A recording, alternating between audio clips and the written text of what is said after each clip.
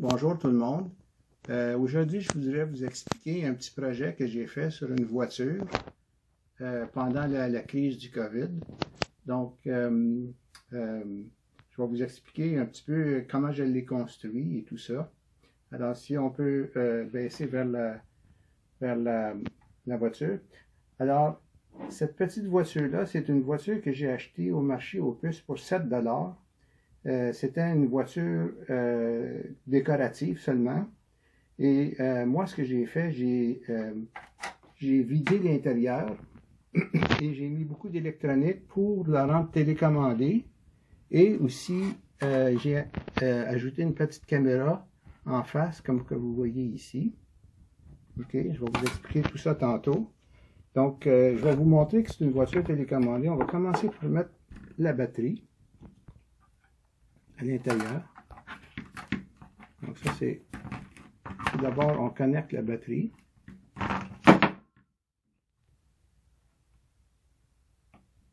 On insère la batterie à l'intérieur. Et ensuite de ça, on ferme ça. OK. On remet la carrosserie et je vais vous montrer que cette voiture-là est télécommandée. Alors, j'ai ici la télécommande qui va avec cette voiture-là. Donc, je vais me servir de cette télécommande-là pour la télécommander. Alors, je vais ouvrir la voiture, l'interrupteur ici en off. Donc, comme vous pouvez le constater, j'ai le contrôle sur les roues. Comme ça, le steering, et je peux l'avancer et le reculer. Donc, je vais l'avancer par là un petit peu, tranquillement. Et aussi, je peux la reculer. Voilà. Donc, je vais désactiver le moteur et je vais vous expliquer comment c'est fait à l'intérieur. Donc, je vais fermer la voiture. Donc ça, c'est normal que les moteurs nous disent ça parce que la communication entre la voiture et la télécommande est brisée parce que j'ai fermé le power. Donc je vais fermer ma télécommande et je vais vous montrer comment je l'ai construit et je vais vous montrer comment fonctionne la petite caméra à l'intérieur. Alors, cette voiture-là est constituée de plusieurs éléments. Premièrement, la petite caméra en avant. Ensuite, ici, il y a un servomoteur qui fait tourner ce petit bras de levier-là avec une tige en métal. Et cette tige en métal-là active ici ce bras de plastique-là qui bouge les deux roues. D'ailleurs, je vais repartir la télécommande. J'ai oublié de vous montrer comment que le steering fonctionne. Le steering, c'est... Alors, vous allez voir ici comment ça fonctionne. On voit bien ici le mécanisme. Donc, tout ça a été fait avec des pièces maison, des pièces en plastique ici, avec des broches et tout ça. Donc, j'ai pris tous les morceaux de plastique que j'avais ici dans la maison. J'ai pris des moyens du bord pour construire tout ça ici. Ici, c'est un speed control. Donc, ça, c'est un microprocesseur avec un heatsink pour contrôler le moteur qui se trouve ici en arrière. C'est un moteur DC, c'est pas un moteur digital. Donc ça prend un contrôleur spécial pour ça. Ici, on retrouve l'interrupteur. Ici aussi, on retrouve l'émetteur de la caméra. Donc, j'ai mis un petit heatsink par-dessus. J'avais rien d'autre que ça parce que, bon, les quincailleries sont fermées, hein, et j'ai pris ce que j'avais pour faire un heatsink. Donc, c'est un bloc d'aluminium. En arrière, c'est un moteur avec une traction différentielle. Donc, une vraie traction différentielle, ça veut dire que quand la voiture elle tourne, il y a une roue qui tourne plus vite que l'autre. Donc, c'est comme une vraie voiture, une traction différentielle. Donc, c'est la mécanique que j'ai installée ici. Et toutes les surfaces de velcro qu'on voit ici, ben, c'est pour tenir les pièces. Donc, cette pièce-là ici, c'est l'émetteur pour la caméra. Non, excusez-moi. Ça, c'est le récepteur qui fait la communication avec cette télécommande-là. Et ici, on a... Je vais fermer l'alimentation.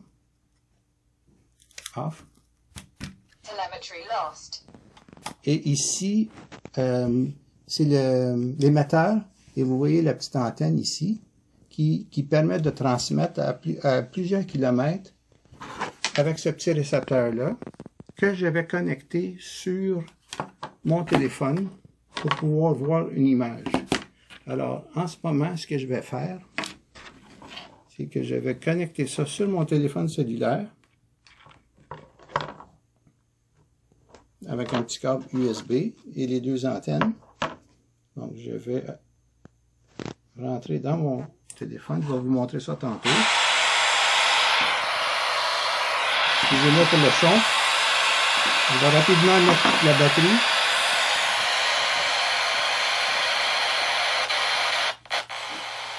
Voilà. La batterie qu'on peut mettre ici en arrière.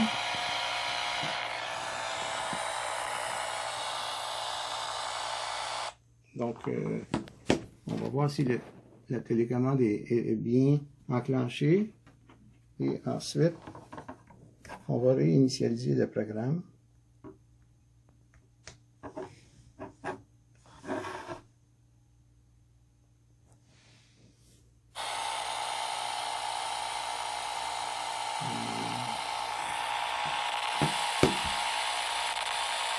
On enlève le capot. Je vais éloigner un petit peu l'auto parce qu'il y a beaucoup de bruit. Je vais baisser le son. Alors, comme vous pouvez le constater ici, est-ce que vous voyez le téléphone? Oui. Ma main. Voyez-vous ma main ici? Je vais mettre la caméra devant moi. Donc, vous voyez qu'en avant de la voiture, ça permet de voir sur le téléphone ici. Donc, on voit le téléphone dans le film. C'est cette petite caméra-là ici. Voilà. Et c'est à peu près ça. Donc, je vais fermer ça ici.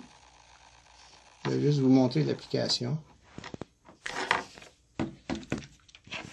Alors, c'est à peu près ça qu'il y a dans cette voiture-là. Il y a beaucoup d'équipements, beaucoup de hardware, du câblage et tout ça. Donc, ça m'a pris quand même un certain temps pour faire tout ça.